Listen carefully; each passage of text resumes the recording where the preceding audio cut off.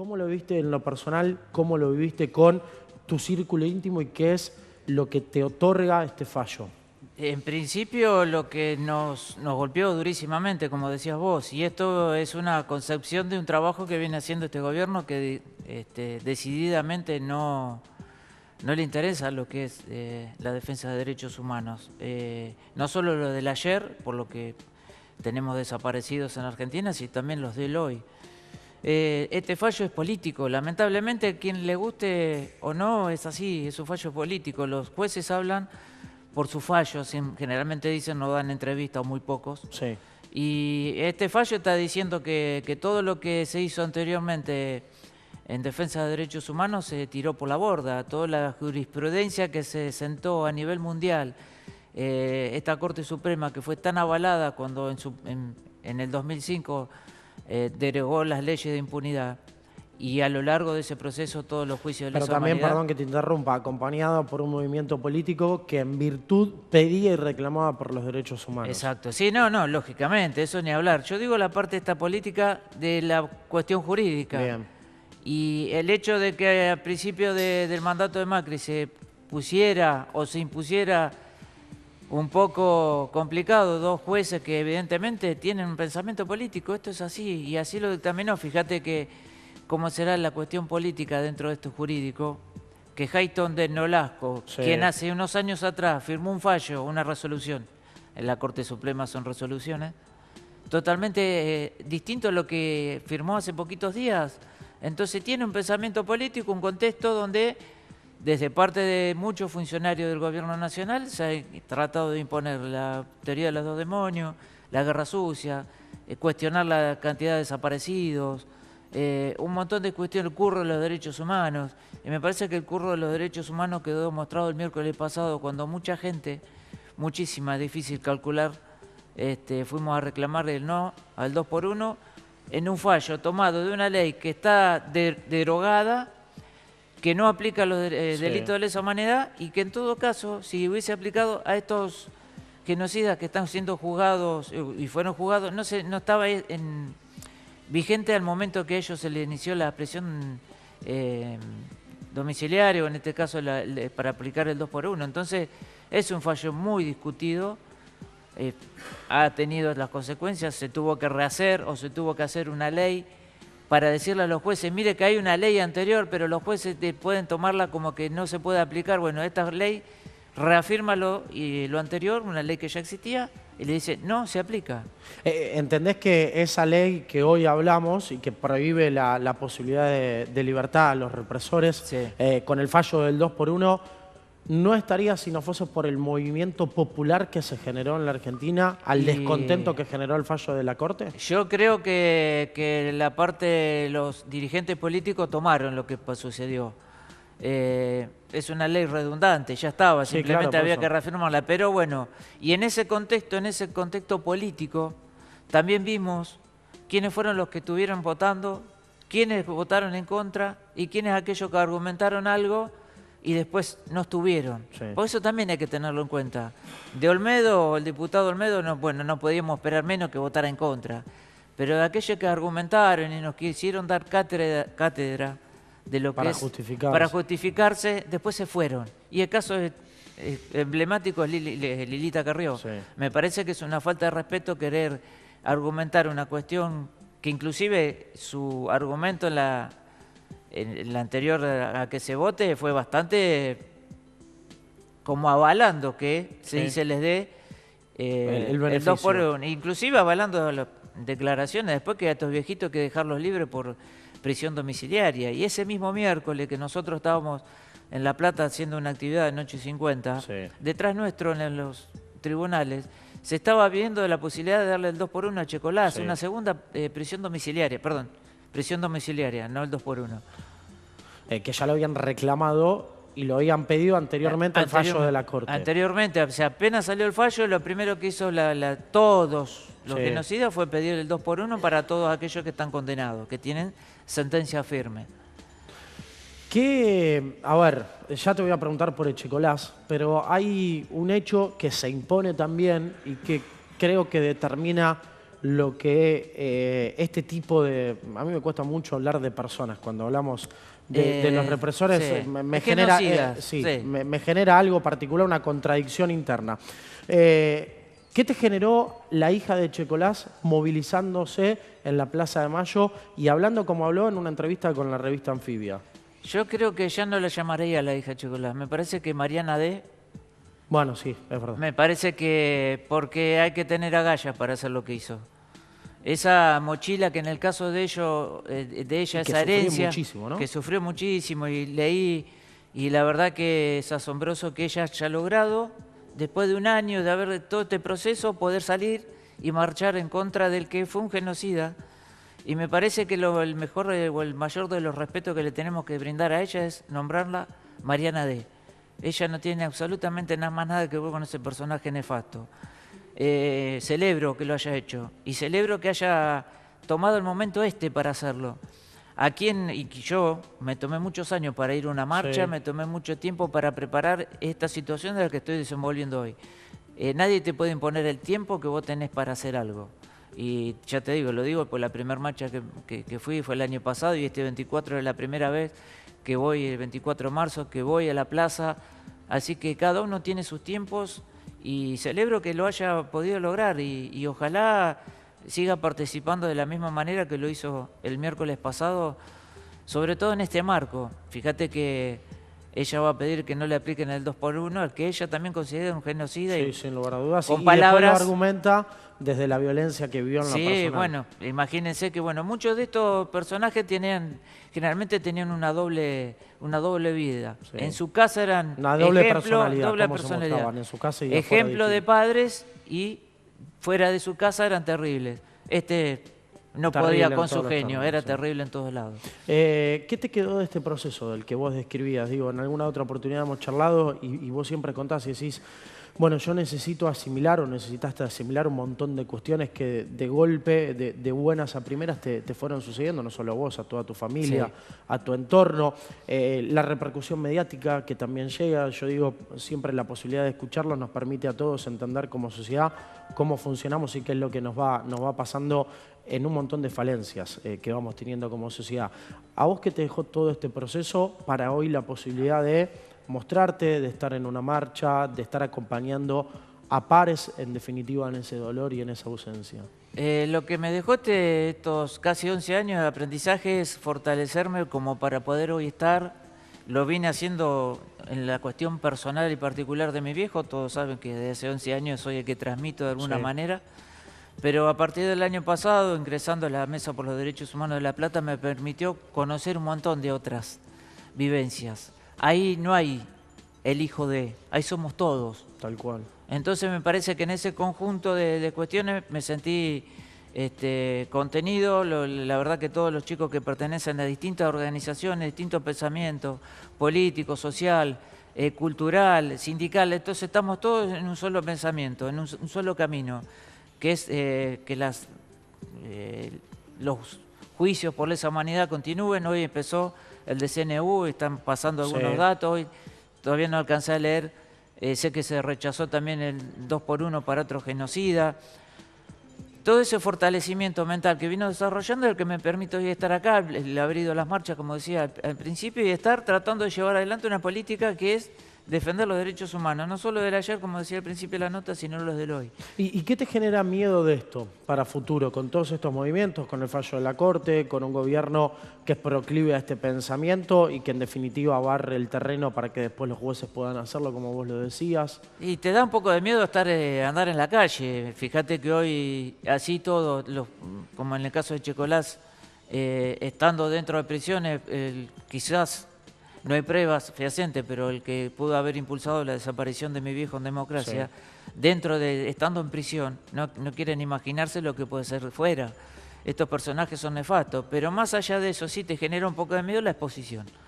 Pero me parece que, como decía un amigo, Walter Doctor, testigo y creyente junto con mi viejo en la causa, a su ver, a lo que a él le pasa, cuando le dicen sos un valiente por ir a contar, él dice que no, él dice que tiene mucho miedo, que es un sobreviviente, pero que lo cuenta para que ustedes, los más chicos, los que no vivieron, como decías vos, el hecho de estar y contando significa concientizar de que esto pasó en la Argentina, que relativamente hace muchos años, pero hace muy poquito tiempo, que todavía es una herida que no ha sido zanjada. Entonces, Tal cual. transmitir eso, como dice Walter, uno no cuenta las cosas porque tiene miedo. El contarlo significa que los demás, el conjunto de la gente, nos cuida. Y eso está bueno porque, sobre todo cuando el otro día me pasó en la plaza, que quedé a 5 cuadras, no pude llegar, una chica se dio vuelta 2 veces y me miró y me dice, ¿vos sos el hijo de...? Y yo tenía puesto una bandera en la espalda con la cara de mi viejo, me dio vuelta, se empezó a llorar y bueno, eso es lo que te genera que vos cuentes y estés expuesto, porque esos chicos estaban militando la defensa de derechos humanos, no importa de qué partido, porque inclusive se denota hablando que fue una marcha política. Todas las cuestiones de la vida son políticas, y te lo dice alguien que lo aprendió. En la toma de posicionamiento. A lo largo de 11 años, exacto, es política social, es política cultural, es política partidaria. Todo es político. Cuando, inclusive me ha pasado algún periodista en estos días, no, porque para mí el comentario antes del argumento de la pregunta, ¿pero es una marcha política? Sí, es una marcha política, en defensa de los derechos humanos.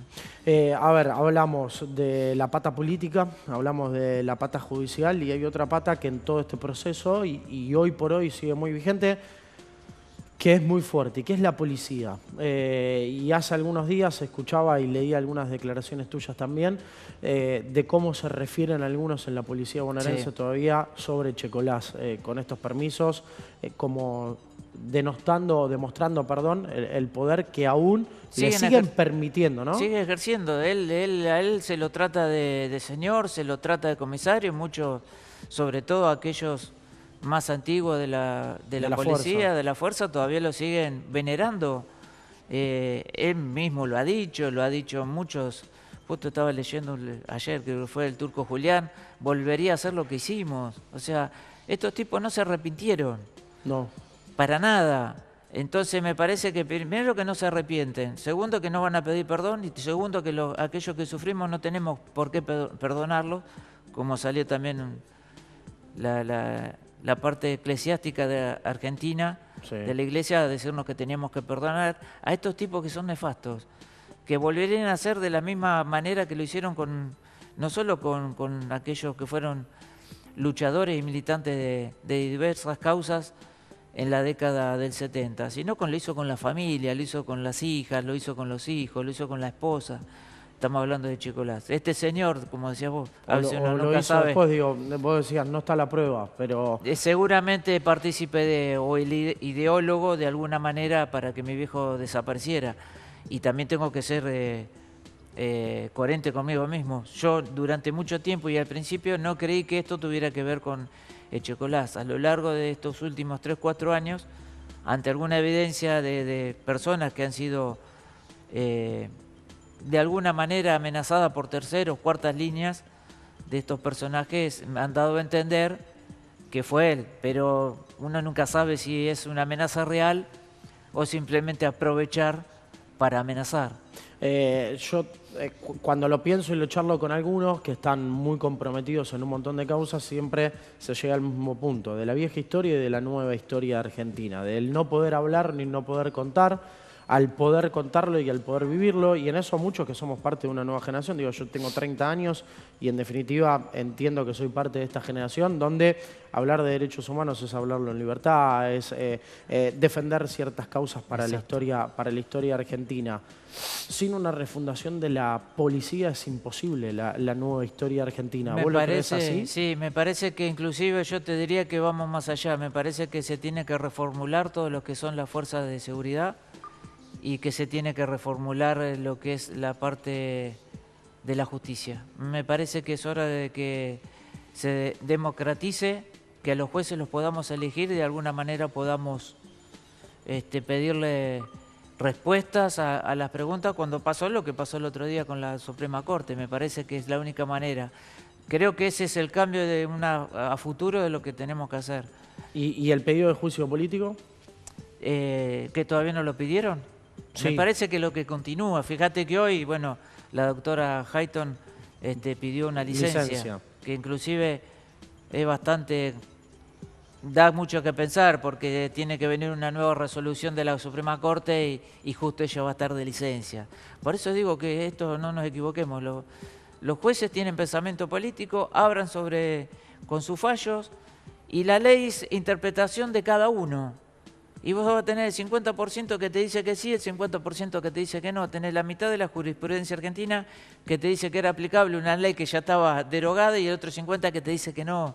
Por eso los jueces hablan con su fallo y una que buscarle lo que no está escrito para tratar de entender el pensamiento ideológico que tienen todos. ¿Sabes por qué te preguntaba lo de la policía? Porque vemos, y de hecho, bueno, en la pauta lo tenemos como uno de los temas, en la posibilidad de perseguir a comisarios y a policías por coimas, por encubrimiento, por un montón de cuestiones. Pero cuando hablamos, hoy muchos policías de cargos jerárquicos siguen ocupando lugares en la fuerza, quienes trabajaron o fueron parte también de la policía en la última dictadura argentina, y en distintos momentos, pero eso no está en discusión, digo, nadie lo pone en discusión desde el aspecto político, de quienes toman decisiones. Es muy difícil, no es una cosa que se pueda tomar fácilmente. Fíjate que muchos de los que son hoy, que están en cargo, inclusive el que supuestamente va a ser el jefe de policía de la provincia de Buenos Aires, está cuestionado. Sí.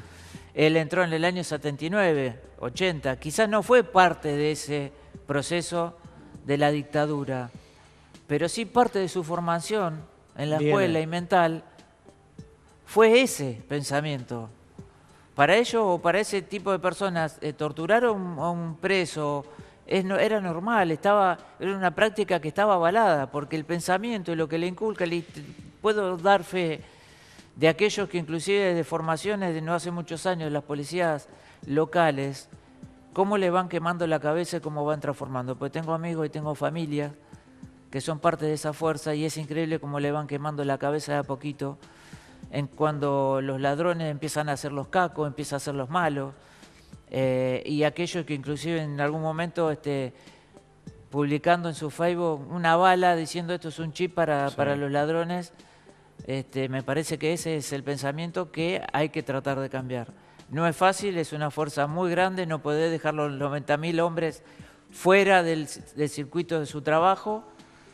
No es un trabajo fácil, habrá que reformularlo, empezar a tomar dimensión y de que esto tiene que cambiar en algún momento. Me quedaba con la historia de esta chica que te reconoce en la plaza y vos te das vuelta y ella se larga a llorar. ¿Quiénes los han acompañado y quiénes te acompañan continuamente para recobrar la fuerza que en un montón de momentos debe flaquear o no debe estar y que la volvés a poner en discusión? Es decir, ¿cómo continúo todavía con tantas preguntas y con tantas cuestiones por conocer? Toda la gente, como esa chica o la maestra que era profesora y se jubiló y cuando me reconoció vino, me abrazó y no podía creer. El otro día pensaba, digo, la verdad que, porque la foto mía en la plaza es en mi espalda con la foto de mi viejo, yo no me saqué fotos, me parecía que el que tenía que estar era él. Esa mochila que llevaba en la espalda la llevo con mucho orgullo. Y la verdad que todos aquellos que vinieron a abrazarme, a dar una palabra de aliento o a sacarse una foto, gente que yo no conozco y en la calle me reconocen y me saludan. ¿Y eso cómo lo tomás? Con mucho orgullo, con mucho... Parte de este proceso que contabas, ¿no? Parte de ese proceso de concientizar, de que personas, inclusive el caso de mi viejo, desaparecido en democracia, pero esa fuerza es la que te sirve para seguir adelante con la lucha, que la gente te reconozca en la calle. Siempre digo lo mismo, disculpen que no los reconozca yo, pero es difícil. Y salís y te saludan y te abrazan como me pasó en la plaza el otro día, así que eso es lo que te da fuerza. La familia sobre todo y los amigos, esos son infaltables. Inclusive el otro día una amiga me dijo, bueno, disculpame que este último año no pudimos estar, pero cada uno tiene su problema. Pero sí están, le dije, le contesté por un mensaje, porque el que a veces nos permitan que nosotros, ellos, poner su oído para nosotros poder hablar o expresarlo, claro. Lo que venimos pasando también es una forma de estar. A veces no necesita estar físicamente, pero sí saber que los llamás y están ahí al lado tuyo en cualquier caso que uno necesite. ¿Crees en la justicia? Tengo que creer. A veces cuesta. Cuesta cuando estos fallos como los que venimos hablando. Cuesta cuando una cámara considera que Checolás La Federal de La Plata es un viejito buenito y porque está un poquito enfermito con un artilugio, porque subió de kilo y después lo bajó, quedó demostrado, lo quieren dejar en libertad. Cuesta porque la misma justicia que deja en prisión domiciliaria a Checolás es la que tiene que buscar a mi viejo y no lo hace. Pero no tenemos otra opción, tenemos que creer. A Gracias, veces Rubén. cuesta, pero creemos. Gracias por estar. Gracias a ustedes.